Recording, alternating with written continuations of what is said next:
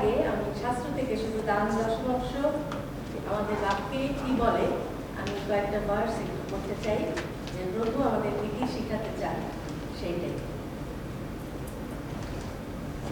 আমি 3টি ভার্স পড়তে চাচ্ছি। একটা প্রথমটি হলো হিতোপদেশ 11 অধ্যায় 25 পদ। যে খোলা হাতে দান করে তার উন্নতি হয়, যে অন্যকে তৃপ্ত করে সে নিজেও তৃপ্ত হয়। ঈশ্বরের বাক্য জীবন্ত এবং সত্য। দ্বিতীয় পাঠ লুক 6 অধ্যায় 38 পদ।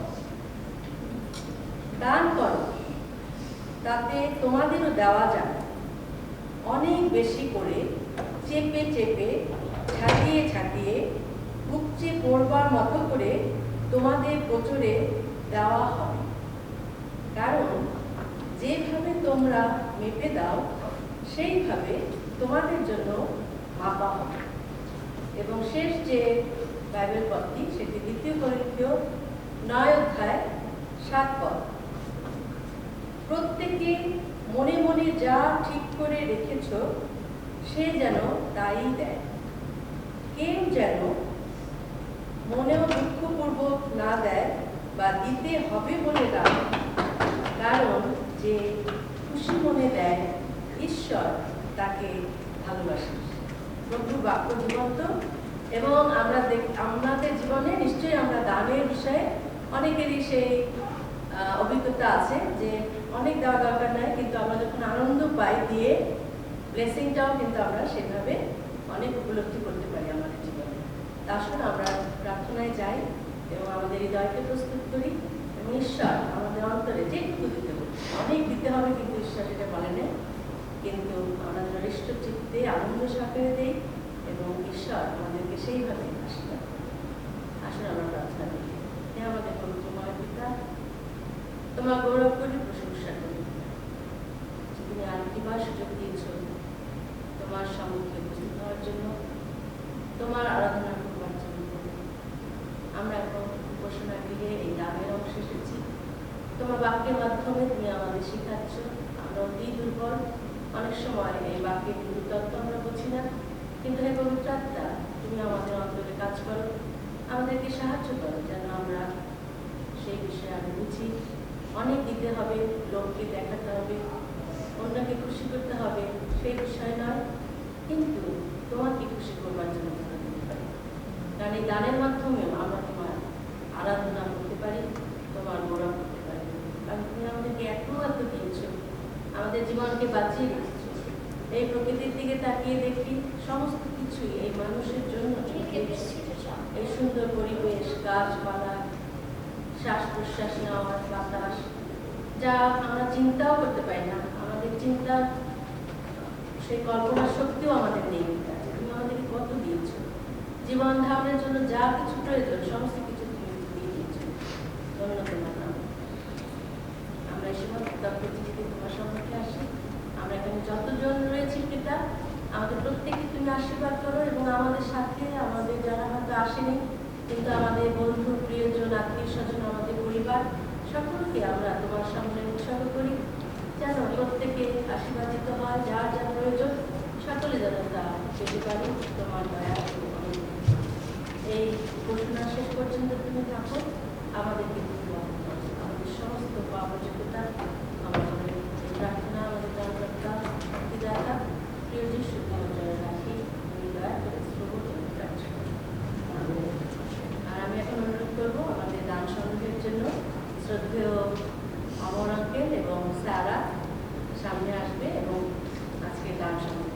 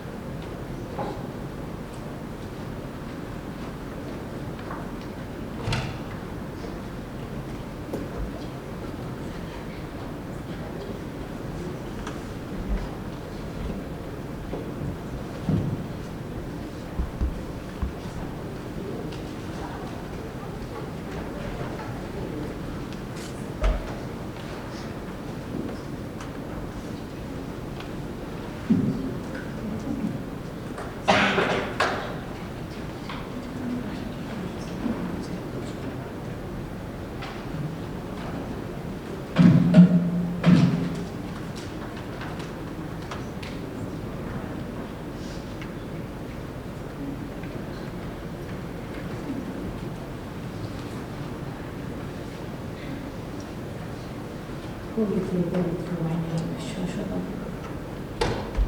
তোমার কাছে মাথা নত করি, আমাদের নিজেদেরকে সমর্পণ করি।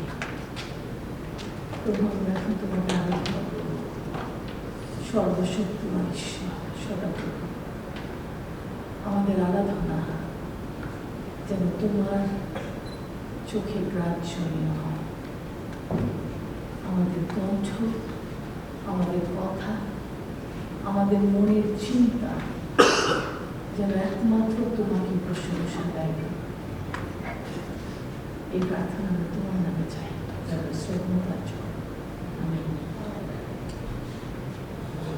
আমি একটা বাইবেলের পথ বলতে চাই, যে পথটা একটু আগে দিতে পড়ে গেছেন। ধৈর্যের ও সান্ত্বনার ঈশ্বর এমন বর দিন, যাহাতে তোমরা খ্রিস্ট যিশুর অনুরূপে পরস্পর এক মনা হও, যেন তোমরা এক চিত্তে এক মুখে আমাদের প্রভু যিশু খ্রিস্টের ঈশ্বরের ও পিতার গৌরব করো। বলেন আমেন। আমেন। আর একটা পথ করতে চাই। আমি বলছিলাম যে বাবা, তোমার উদ্দেশ্যে আমি একটা পথ করি। ধার্মিক লোক তাও তরুর ন্যায় উৎফুল্ল হইবে। তাও তরু কি জিনিস? তাল পাতা, রাইট? তাল পাতা বাতাসে কেমন লড়ে? এরকম এরকম করে লড়ে, তীর করে লড়ে না? ধার্মিক লোক তাও তরুর ন্যায় উৎফুল্ল হইবে। সে লিবাননের এরস বৃক্ষের ন্যায় বাড়িবে। যাহারা সদাপ্রভুর বাটিতে রোপিত, তাহারা আমাদের ঈশ্বরের প্রাঙ্গণে উৎফুল্ল হইবে। তাহারা বৃদ্ধ বয়সেও ফল উৎপন্ন করিবে। যেমন সরস, তাহারা সরস ও তেজস্বী হইবে। বলেন আমেন। দেউরে আঙ্কেল, সরল এবং তেজস্বী হইবে। বলেন আমেন। আমেন। আসুন আমরা সকালে উঠে দাঁড়াই এবং ঈশ্বরের উদ্দেশ্যে আমাদের প্রশংসা এবং গৌরব নিয়ে আসি এবং এক মনে এক চিত্তে ঈশ্বরের গান করি।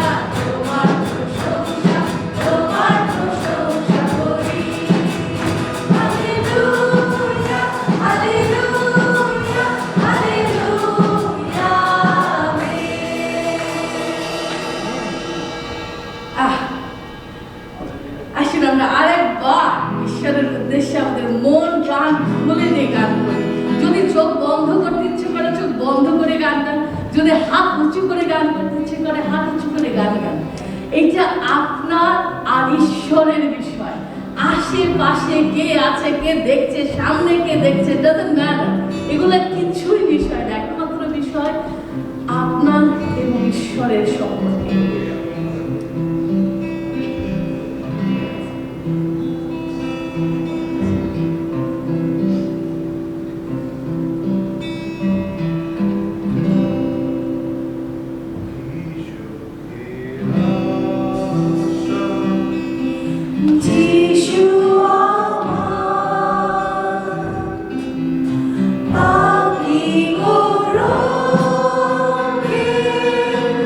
Shut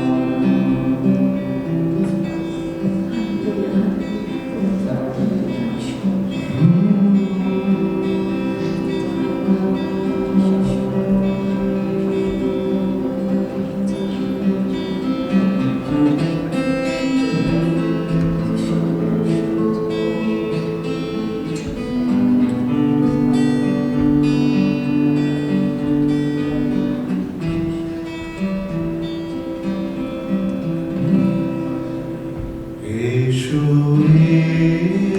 এসো প্রাণে যিশু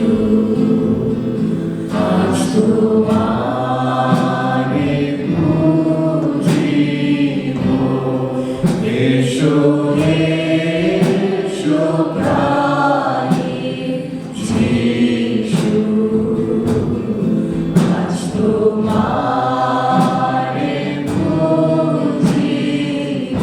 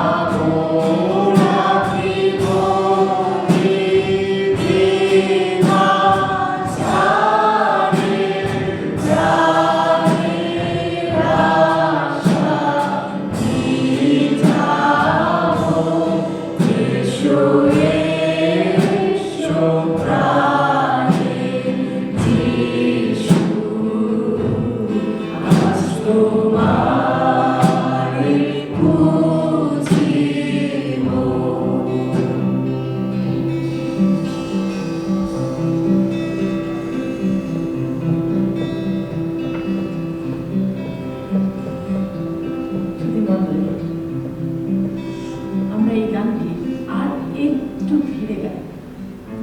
রাখি রীতি সিংহাসনে সেবিব তোমায় যতনে, প্রীতি পুষ্প চরণ দিয়া সদা সাজাবো।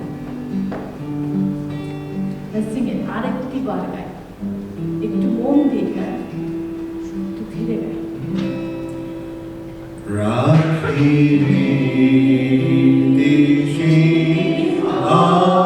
সিংহাসনে সেবিব তোমার যতনে, রাখি সিংহাসনে সেবিব তোমার যতনে।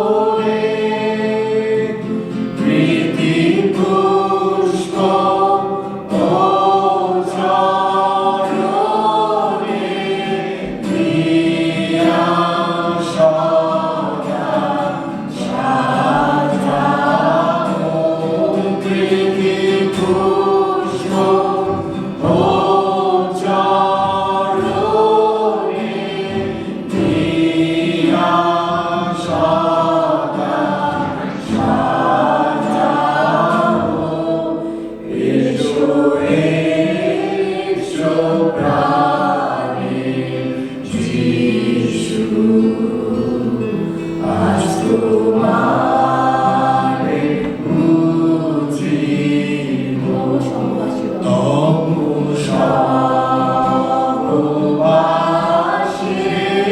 রব তোমারি নানা জানিব তব সহবাসে রব তোমারি নানা জানিব গুণগান গে তব হে জীবন জানিব গুণগান গে তব হে জীবন জানিব এসো এসো প্রাণে যিশু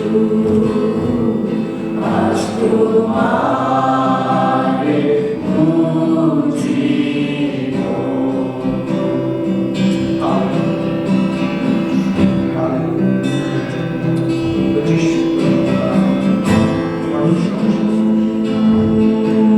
তোমার গৌরব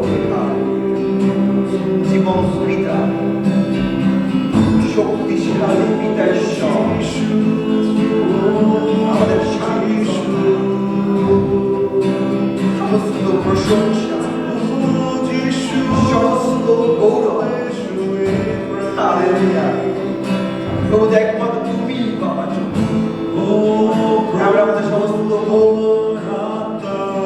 সমস্ত দেব সমস্ত শক্তি সমস্ত বুদ্ধি সমস্ত চেতনা সমস্ত বিবেক সবকিছু নিয়ে প্রভু তোমার কাছে আসি আমাদের প্রিয়জন প্রিয় বর্গ পরিবার সন্তান পিতামাতা সব তোমার সবাইকে নিয়ে তোমার কাছে আসি প্রভু প্রত্যেকটি প্রাণ তোমার প্রত্যেকটি প্রাণ পৃথিবীর শিশু তোমার গৌরব হরিণী যেমন সবের জন্য ব্যাকুল তেমনি প্রাণ আমার তোমাকে চায়। তুমি আমার অন্তরে বাসনা প্রাণে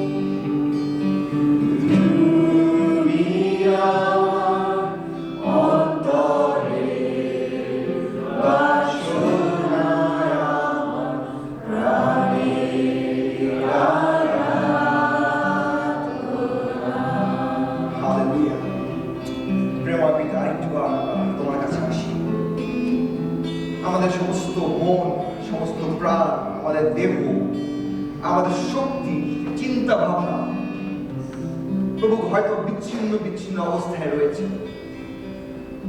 হয়তো আমরা চিন্তিত রয়েছি আমাদের বিভিন্ন ধরনের পরিকল্পনা নিয়ে। প্রভু আমরা হয়তো চিন্তিত রয়েছি আমাদের ভবিষ্যৎ নিয়ে। প্রভু এই মুহূর্তে প্রভু তোমার, কারণ এই মুহূর্তে সমস্ত প্রশংসা, সমস্ত গৌরব একমাত্র তুমি পাওয়ার জন্য।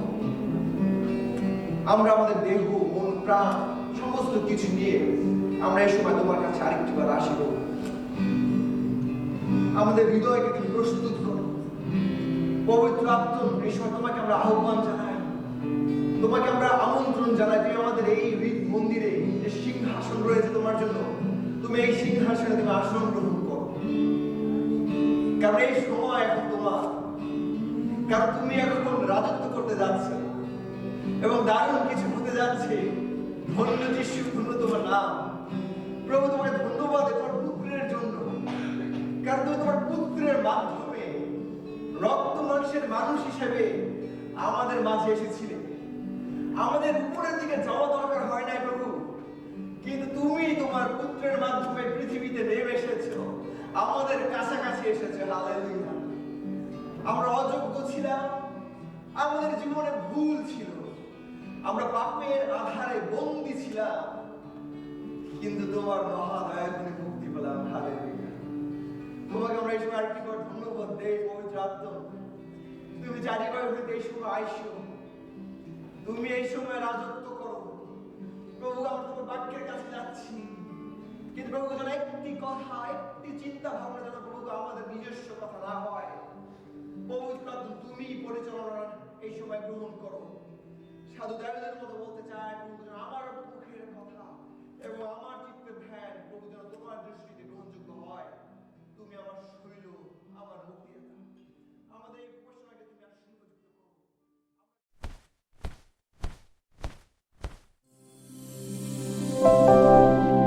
বিষয়টা নিয়ে আলোচনা করতে চাই। আপনাদের জীবনে আপনারা অনেকেই অ্যানালগ ফোন আপনারা দেখেছেন, এবং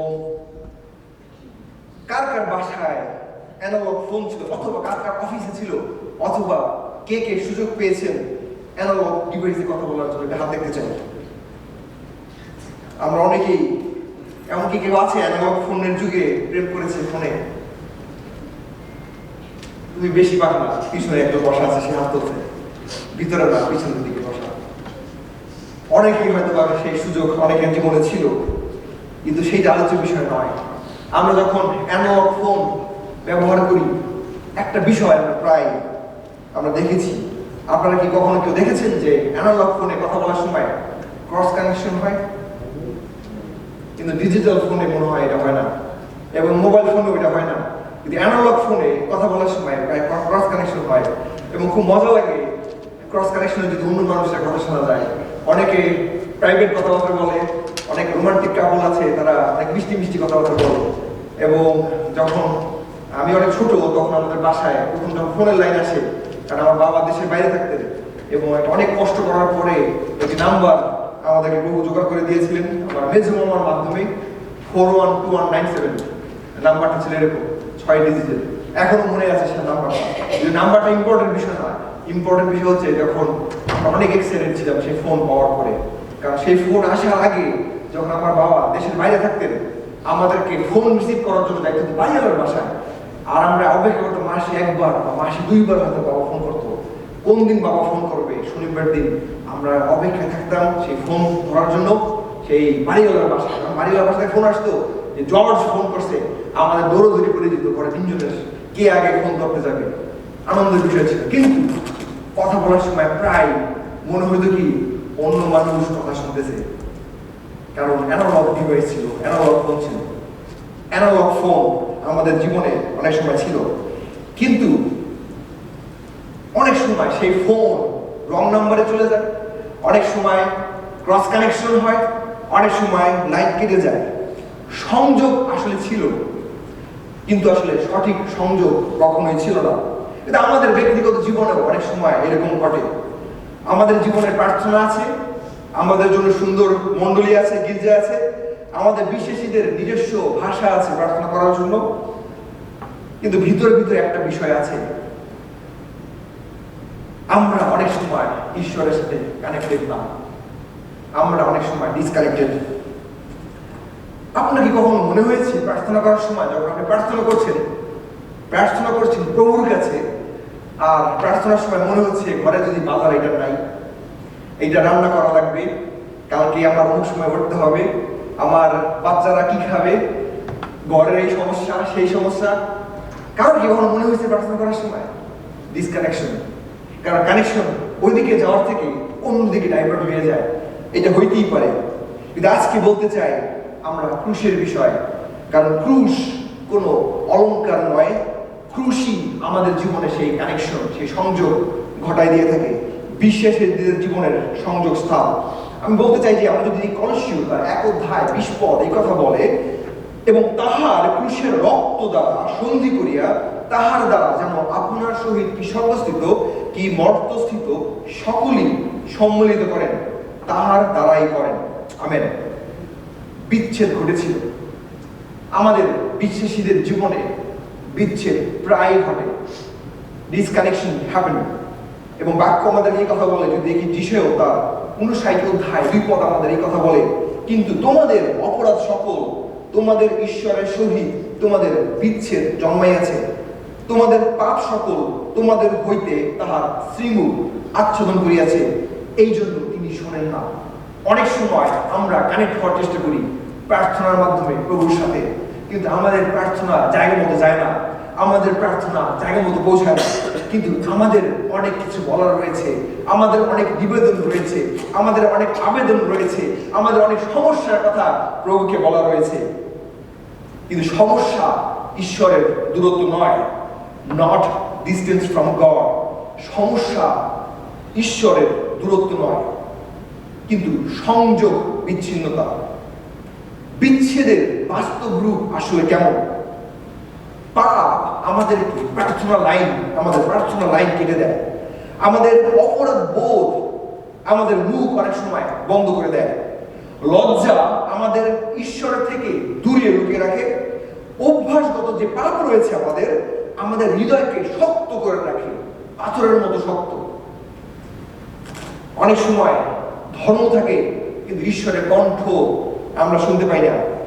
আমরা যখন অনেক সময় গির্জায় যাই, ডাজন্ট ম্যাটার কোন গির্জায়, কিন্তু মনে হয় গির্জায় যাওয়ার পরেও আমরা অনেক একা, আমাদের পাশে কেউ নাই। তখন আমরা বলতেই পারি লাইন ছিল কিন্তু ডিসকানেক্টেড, সংযোগ ছিল না। কিন্তু ঈশ্বরের হৃদয় আসলে কেমন? প্রিয় মণ্ডলী, একটি কথা খুব পরিষ্কার করে বলতে চাই, এই যে বিচ্ছেদ, ঈশ্বরের সাথে আমাদের বিচ্ছেদ, এই বিচ্ছেদ কিন্তু ঈশ্বরের পরিকল্পনা নয়। ঈশ্বর কখনো মানুষকে তৈরি করে নাই যে তার সাথে দূরত্ব, অনেক দূরে দূরে ডিস্টেন্সে থাকার জন্য। ঈশ্বর মানুষকে সৃষ্টি করেছেন তার সাথে সুন্দর সম্পর্ক স্থাপন করার জন্য। ঈশ্বর মানুষকে ডাকেন, তিনি মানুষের সাথে হাঁটেন এবং তিনি আমাদের সাথে কথা বলতে চান। প্রিয় মণ্ডলী, ঈশ্বর আমার সাথে, আপনার সাথে, আমাদের সাথে কথা বলতে চান, কারণ ঈশ্বর চান আমাদের সাথে সম্পর্ক স্থাপন করতে, একটি কানেকশন তৈরি করতে। প্রিয় মণ্ডলী, যখন মানুষ পাপে পড়লো, ঈশ্বর বললেন না যে আমি শেষ। ঈশ্বর তিনি বললেন না যে তিনি শেষ হয়ে গিয়েছেন, বরং ঈশ্বর আমাদেরকে খুঁজতে শুরু করলেন। আদম প্রথমে লুকিয়েছিল, কিন্তু ঈশ্বর আদমকে ডাকলেন, বললেন আদম তুমি কোথায়? এই প্রশ্ন অবস্থানের নয়, কিন্তু এই প্রশ্ন ঈশ্বরের হৃদয়ের কথা বলে। যখন আমরা ঈশ্বরের কাছ থেকে দূরে যাই, আমরা যখন পাপের আধারে ডুবে যাই, প্রভু তিনি আমাদের খোঁজেন, তিনি বলেন, নাম ধরে ডাকেন, তুমি কোথায়, তুমি কোথায়? কারণ এই প্রশ্ন ঈশ্বরের হৃদয়, এবং ঈশ্বর তিনি মিলন চান, তিনি চান আমাদের সাথে কানেক্টেড থাকতে, তিনি ডিসকানেকশন থাকতে চান না। আমরা যদি বাইবেলে দেখি, বাইবেলে লেখা রয়েছে সেই হারানো সেই মেষের কথা। মেষপালক পাগল হয়ে যায়, 99টা মেষপালক ঘরে আছে, কোন সমস্যা নাই, কিন্তু একটি যখন থাকে না, মেষপালক পাগলের মতো হয়ে যায়। কেন? কারণ যে হারিয়ে গিয়েছে, প্রভু তার জন্য বেশি চিন্তিত। আমরা যখন দেখি যে হারানো ছেলে বড় ছেলে ঘরে আছে বাবার সাথে, কিন্তু সে অপবায় পুত্র, সে দূরদেশে, বাবার পাশে নাই, বাবার ঘুম নাই, বাবার কষ্ট, বাবার যন্ত্রণা কে দেখে? ঈশ্বর একইভাবে আমাদের দেখেন, আমাদের খুঁজে বেড়ান। সমস্ত বাইবেলের গল্প, সমস্ত কাহিনী একটি কথাই বলে, ঈশ্বর আমাকে এবং আপনাকে ফিরে পেতে চান।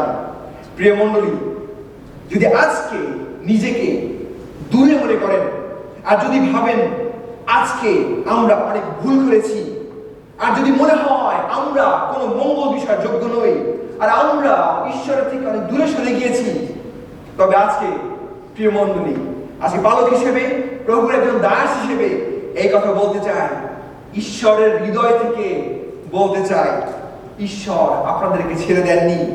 ঈশ্বর এখনো অপেক্ষা করছে আপনার জন্য, আমার জন্য, এবং ঈশ্বর এখনো ডাকছেন। তিনি এখনো আমাদের জন্য পথ চেয়ে বসে আছেন।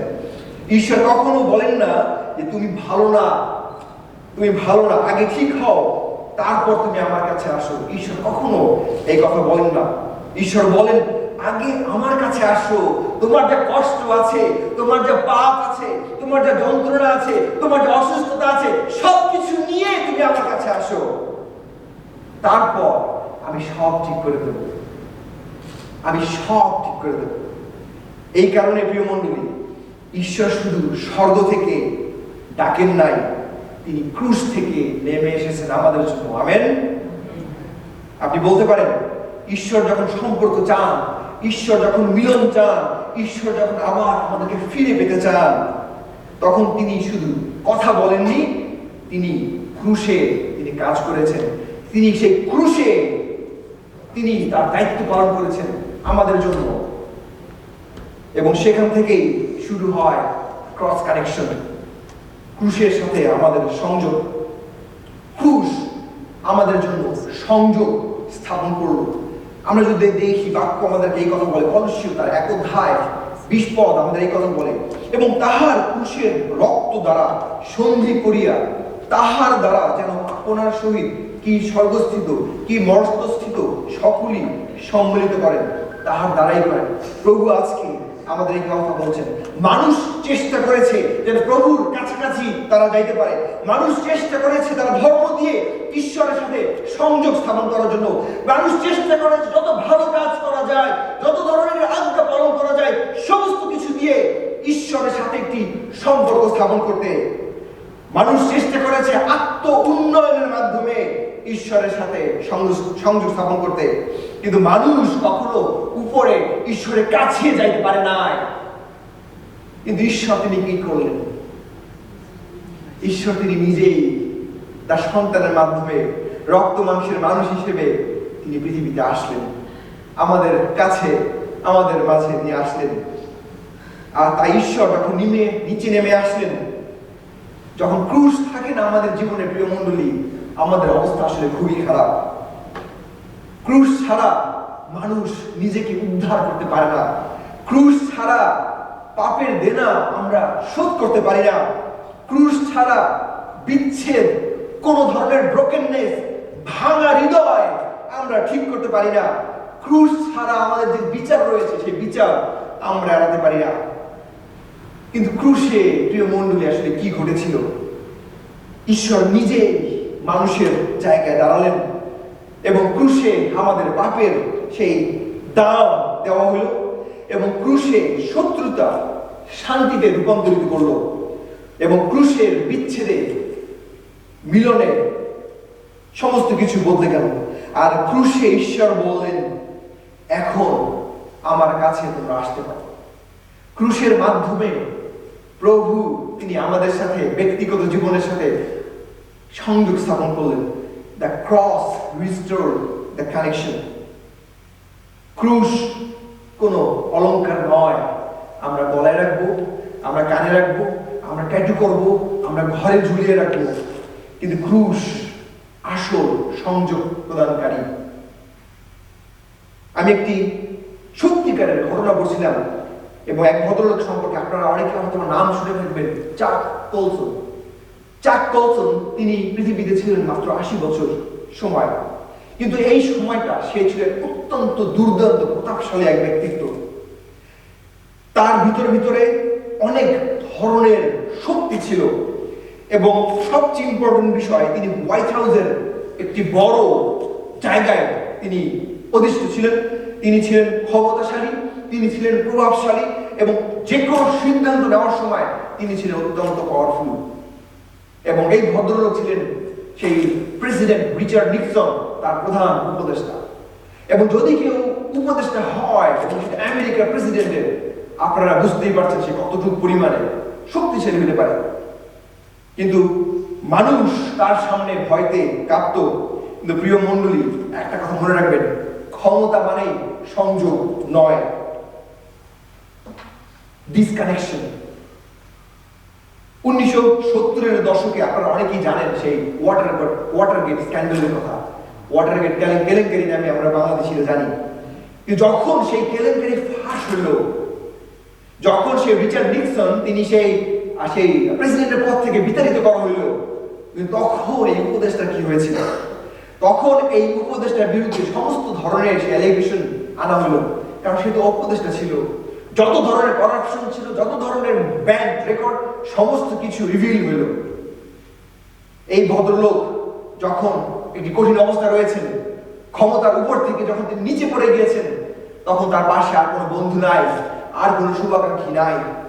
তার ক্ষমতা ভেঙে পড়লো এবং সমস্ত সম্মান মাটিতে পড়ে গেল। চ্যাক কোলসন তিনি নিজে লিখেছিলেন, I had built my life on power, but suddenly it was gone. হঠাৎ করে সবকিছু চলে গিয়েছে। তিনি বলেছেন, আমি হারিয়েছি। কিন্তু আসল সত্য হলো, তিনি তখন বুঝেছিল যে সে আগেই ঈশ্বরের সাথে ডিসকানেক্টেড ছিলেন। একদিন তার একজন খ্রিস্টান বন্ধু, আপনারা অনেকে নাম শুনবেন, C.S. লুইস, তার একটি বই তার বন্ধু তার হাতে দিলেন এবং বইটির নাম হচ্ছে মেয়ার ক্রিশ্চিয়ানিটি। এবং চ্যাক কোলসন যখন গাড়িতে যাচ্ছিলেন, তখন এই সময় তিনি বইটি হঠাৎ একদিন পড়ার সুযোগটা হইল। যখন তিনি বইটি পড়ছিলেন, এই সময় তিনি বইটি পড়তে এক সময় অত্যন্ত আবেগপ্রবণ হয়ে গেল এবং গাড়িটি রাস্তার পাশে দাঁড় করালেন। এবং গাড়িটি রাস্তার পাশে দাঁড় করানোর পরে তিনি যেখানে দাঁড় করালেন তার পাশে কোনো গির্জা নাই, সেখানে কোনো পাদ্রী ছিল না, কোনো পালক পুরোহিত ছিল না, কোনো আরাধনার দল ছিল না, কোনো ক্রুশ সেখানে ছিল না। কিন্তু তিনি খুঁজে বের করলেন রাস্তার পাশে একটি ক্রুশ।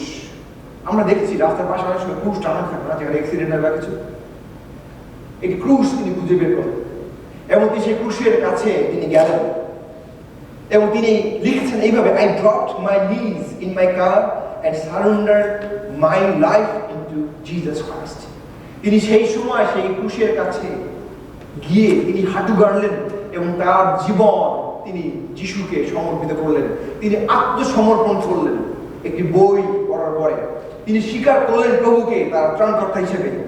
তিনি বলেছেন, for the first time in my life I knew I was forgiven. তিনি যখন যিশুকে গ্রহণ করলেন, তিনি সেই ক্ষমার স্বাদ তিনি উপলব্ধি করলেন। কিন্তু ক্ষমা ঈশ্বর করেছেন, তিনি সেই স্বাদ লাভ করেছেন। কিন্তু এর মানে আসলে কি? এর মানে কি তার সমস্ত পাপ মুছে গেছে? এর মানে কি তার কোনো শাস্তি হবে না যে কেলেঙ্কারি তিনি করেছেন? কিন্তু তার মামলা বাতিল হয় নাই, তার জেলে যাওয়া বন্ধ হয় নাই এবং তার নাম ব্ল্যাক লিস্ট থেকে হোয়াইট লিস্টেও যায় নাই। কিন্তু আসলে কি ঘটেছিল? চ্যাক কোলসন তিনি হোয়াইট হাউস হারিয়েছিলেন, তিনি স্বর্গের সাথে সংযোগ ফিরে পেয়েছিলেন। তিনি ক্ষমতা হারিয়েছিলেন, কিন্তু তিনি অনুগ্রহ, ঈশ্বরের মহা অনুগ্রহ তিনি ফিরে পেয়েছিলেন।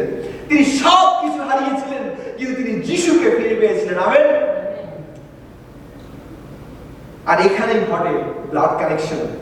চ্যাক কোলসন পরে লিখেছিলেন, only the blood of Christ could wash Watergate from my soul. তিনি ব্যক্তিগতভাবে ভেঙে পড়েছিলেন কারণ সেই কেলেঙ্কারির জন্য, পারিবারিকভাবে, সামাজিকভাবে, সমস্ত দিক থেকে। কিন্তু প্রভু সেখান থেকে তাকে তুলে এনেছেন। প্রিয় মণ্ডলী, ওয়াটারগেট ছিল জাতির জন্য কেলেঙ্কারি, কিন্তু যিশুর রক্তে সেই চ্যাক কোলসনের আত্মাকে পরিষ্কৃত করা হয়েছিল। রক্ত তার লজ্জাকে ঢেকে দিয়েছিল, রক্ত তার বিবেককে শুদ্ধ করেছিল, রক্ত তাকে ঈশ্বরের সামনে দাঁড়ানোর মতো সাহস দিয়েছিল। চ্যাক কোলসন তিনি জেল থেকে ফিরে আসলেন। চ্যাক কোলসন তখন একটি মিনিস্ট্রি শুরু করলেন, প্রিজন ফেলোশিপ। আজকে 120টি দেশে সেই লক্ষ লক্ষ বন্দির কাছে যিশুর সুসমাচার পৌঁছে যাচ্ছে চাকলসনের সেই মিনিস্ট্রির মাধ্যমে। চাকলসন আজকে পৃথিবীতে নাই, কিন্তু তার মিনিস্ট্রি এখন অ্যাক্টিভ রয়েছে। যিশুর সুসমাচার, গুড নিউজ পৌঁছে যাচ্ছে। সে বলতো, I went to prison a free man, but I came out a servant of Christ. তিনি গেলেন সেখানে জেলে, প্রিজনে, এবং তখন ফিরে আসলেন প্রভুর দাস হিসেবে তিনি ফিরে আসলেন। প্রিয় মণ্ডলী, চাকলসনের এই কাহিনী আমাদেরকে একটি কথা বলে, ক্রুশ কোনো তত্ত্ব নয়, ক্রুশ কোনো ধর্মীয় চিহ্ন নয়, কিন্তু ক্রুশ কোনো ইতিহাসের স্মৃতিচারণ করে না, কিন্তু ক্রুশ বাস্তব, ক্রুশ শক্তিশালী, এবং ক্রুশ আজও সংযোগ ফিরিয়ে আনতে চায়। বলেন আমেন। ক্রুশ চাকলসনের জীবন জোড়া লাগিয়েছিল। আজকে প্রিয় মণ্ডলী, আপনাদের জিজ্ঞেস করতে চাই, আপনি বা আপনারা কি মনে করেন, আমাদের পাপ, আপনার পাপ, আমার পাপ কি অনেক বড়? আমার আপনার পাপ কি অনেক গভীর? আমাদের ব্যর্থতা কি অনেক বড়, পাহাড়ের মতো বড়? আপনার সাথে প্রভুর দূরত্ব কি অনেক বেশি? কিন্তু প্রিয় মণ্ডলী, প্রভু আমাদেরকে এই কথা বলেন, আমাদের যত সমস্যা থাকুক না কেন, আমাদের যত অসুস্থতা থাকুক না কেন, আমাদের যত কষ্ট থাকুক না কেন, যা কিছু বড় তার থেকে ক্রুশ আরো বেশি বড়। আমাদের সমস্ত কষ্ট, সমস্ত যন্ত্রণা এই ক্রুশ বহন করার ক্ষমতা রাখে। প্রিয় মণ্ডলী, একটি প্রশ্ন আসে, সেখান থেকে উত্তর ফিরে আসে, সংযোগ ফিরে এলো, কিন্তু এই সংযোগ আমরা কিভাবে টিকিয়ে রাখতে পারি? প্রভু তিনি ক্রুশে আমাদের সাথে সংযুক্ত হয়েছেন, কিন্তু কিভাবে আমরা এই সংযোগকে টিকিয়ে রাখতে পারি? রক্ত সংযোগকে জীবিত রাখে। Blood sustains the connection. আমরা যদি বাক্য দেখি, বাক্য আমাদের এই কথা বলে, অতএব হে ভাতৃগণ, যিশু আমাদের জন্য তিরস্কারিণী দিয়া আপন মাংস দিয়ে যে পথ সংস্কার করিয়াছেন, আমরা সেই নতুন ও জীবন্ত পথে যিশুর রক্তের গুণে পবিত্র স্থানে প্রবেশ করিতে সাহস প্রাপ্ত হয়েছি। ক্রুশে যে সংযোগ আমাদের জন্য স্থাপন করা হয়েছে, যিশুর রক্ত সেই সংযোগকে জীবিত রাখে। আজকে যদি প্রভুর রক্ত যদি আমাদের মাঝে না থাকে, আজকে আমরা কোন ব্লাড গ্রুপ? শুধু কি বি পজিটিভ, অথবা বি নেগেটিভ, অথবা এ পজিটিভ, এ নেগেটিভ? কিন্তু না প্রিয় ভাই বোন, প্রিয় মণ্ডলী, আজকে যিশুর রক্তে আমরা কানেক্টেড। যিশুর রক্তের সাথে আমাদের কানেকশন রয়েছে। আমরা genetically connected with god, with Jesus. বলেন আমেন। আমেন। ক্রুশে যে সংযোগ স্থাপন করা হয়েছে, যিশুর রক্ত সেই সংযোগকে জীবিত রাখে।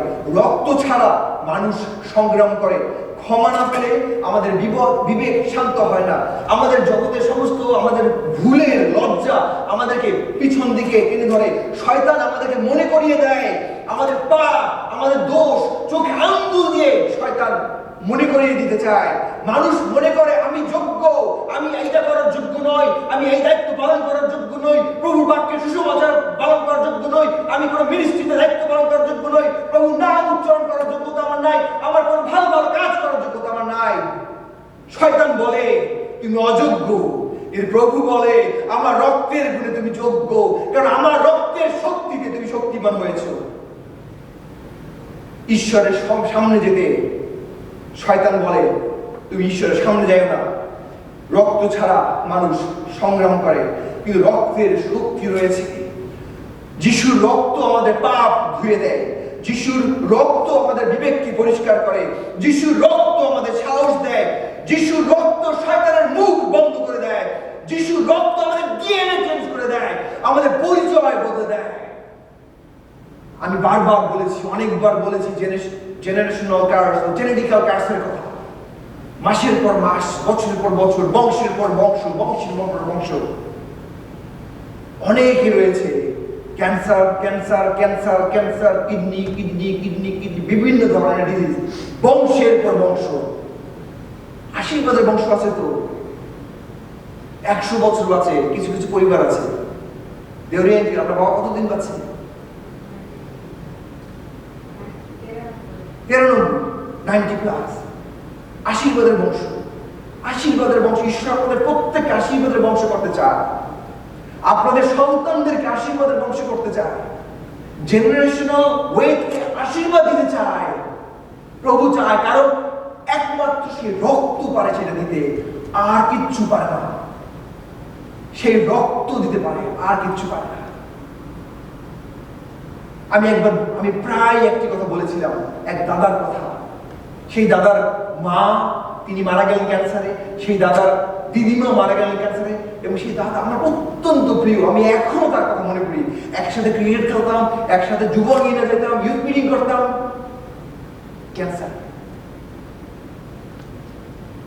জেনেটিক্যাল কার্স, জেনারেশনাল কার্স, একমাত্র রক্ত দ্বারা, যিশুর রক্ত দ্বারা ক্যান্সেল করা যায়।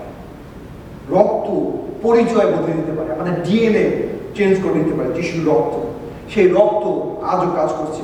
রক্ত শুধু আমাদের ক্ষমা দেয় না, সেই রক্ত আমাদের সংযোগকে বাঁচিয়ে রাখে। বলেন আমেন। প্রিয় মণ্ডলী, ক্রুশ সংযোগ স্থাপন করেছে, কিন্তু সেই রক্ত আমাদের সংযোগকে বাঁচিয়ে রেখেছে। আর আজকে যদি ভাবেন আপনি, আমি পড়ে যাব, আবার ব্যর্থ হব, আমি এই বিশ্বাস ধরে রাখতে পারবো না, যে দায়িত্ব প্রভু দিতে চান সেই দায়িত্ব আমি ধরে রাখতে পারবো না, তবে প্রভু আজকে আপনাকে সাহস দিয়ে বলছেন, আপনি নিজের শক্তিতে আসলে ধরে থাকছেন না, প্রভুর শক্তিতে আপনি শক্তিমান হয়েছেন। আপনি নিজের শক্তিতে ধরে থাকছেন না, প্রভু তার রক্তের মাধ্যমে আপনাকে ধরে রাখছে। শয়তান সেই পুরনো পাপের কথা বলে, শয়তান সেই পুরনো বিষয়ের চিন্তার কথা বলে, শয়তান সেই ইতিহাসের কথা বলে, আর প্রভু বলে প্রত্যাশার কথা, প্রভু বলে অনন্ত জীবনের কথা, প্রভু বলে তুমি সূচি, পবিত্র, তুমি তোমার গৌরব, আমার গৌরবের জন্য তুমি ব্যবহৃত হতে যাচ্ছ। রক্ত ক্ষমা দেয়, রক্ত সাহস দেয়, রক্ত আমাদের প্রবেশাধিকার দেয়। আর এই মুহূর্তেও রক্ত কাজ করছে। আর যখন রক্ত কাজ করছে, তখন ঈশ্বর বলেন, এসো, আমার দরজা খোলা আছে, এবং এসো আমাদের সাথে মিলিত হও, আমার সাথে মিলিত হও। আর কিছুক্ষণ পরে আমরা প্রভুর ভোজের কাছে যাব। কিন্তু প্রভুর ভোজে যাবার আগে শেষে যে বিষয়টি বলতে চাই, আজও আমাদের সংযোগকে নতুনীকরণ করা হয়। Today the connection is renewed. প্রিয় মণ্ডলী, আজকে শুধু আমরা একটি অনুষ্ঠান করতে যাচ্ছি না প্রভুর ভোজে, কিন্তু আমরা শুধু স্মরণ করতে যাচ্ছি, কিন্তু আমরা সাড়া দিচ্ছি। প্রভু যে আহ্বান আমাদের জীবনে দিয়েছেন, আমরা তার সাড়া দিচ্ছি। আমরা যখন প্রভুর ভোজের কাছে যাচ্ছি, এর মানে এই না যে আপনি নিখুঁত এটা ঘোষণা করা, এর মানে এই নয়। প্রভুর ভোজ মানে এই নয় যে আপনি এর যোগ্য এই দাবি করা। প্রভুর ভোজ মানে এই নয় যে ঈশ্বর আপনাকে চান না। প্রভুর ভোজে যখন আপনি অংশীদারি হচ্ছেন, তার মানে হচ্ছে প্রভু আপনাকে চান, ঈশ্বর যদি আপনাকে চান। আজকে যদি চাক বলছেন, তিনি এখানে থাকতেন, তিনি বলতেন, আমি এই টেবিলের যোগ্য ছিলাম না, কিন্তু রক্ত আমাকে আমন্ত্রণ জানিয়েছিল, কিন্তু রক্ত আমাকে আমন্ত্রণ জানিয়েছিল। আজকে এই রুটি বলছে ফিরে এসো, এই পান পাত্র বলছে সংযোগ এখনো খোলা রয়েছে। আসুন প্রিয় মণ্ডলী, আমরা যখন সেই পবিত্র ভোজের মেজের প্রস্তুত করি,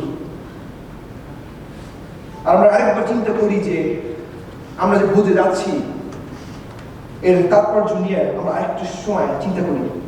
এই ভোজ আজকে আমরা কোনো রীতিনীতি পালন করতে যাচ্ছি না, কিন্তু এই ঈশ্বরের সাথে আমাদের নির্ধারিত সাক্ষাতে আমরা অংশগ্রহণ করতে যাচ্ছি। এটি আমাদের স্মরণ করিয়ে দেয় যে যিশু এই ক্রুশে আমাদের জন্য কি করেছিলেন, এবং কি কি আশীর্বাদ আসলে আমাদের জন্য অপেক্ষা করছে।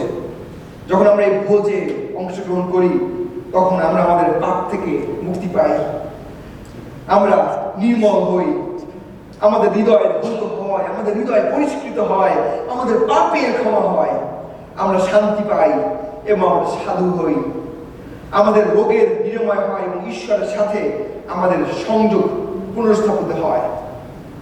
কিন্তু প্রিয় মণ্ডলী, কিছুক্ষণ পরে আমরা সেই পবিত্র ভোজে যাচ্ছি।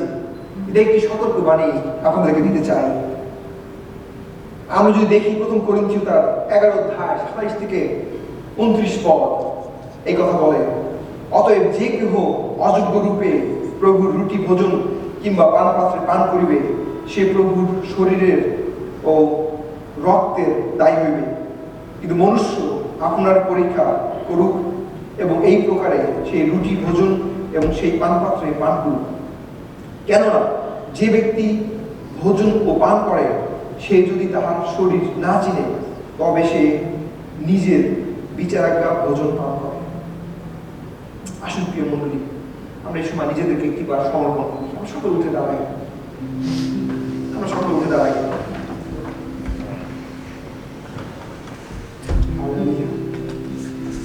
আমরা কিছু সময় একটি মুহূর্ত আসুন আমরা নীরবতা অবলম্বন করি। আমরা ক্ষমা চাই প্রভুর কাছে।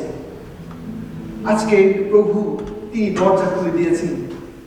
আপনার আজকে ক্ষমা চাওয়ার জন্য কোনো বালকের কাছে যাওয়ার দরকার নেই,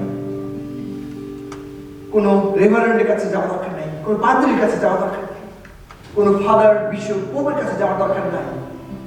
প্রভু তিনি নিজে শুনছেন, কারণ তিনি নিজে আপনার সাথে ব্যক্তিগতভাবে সম্পর্ক স্থাপন করেছেন।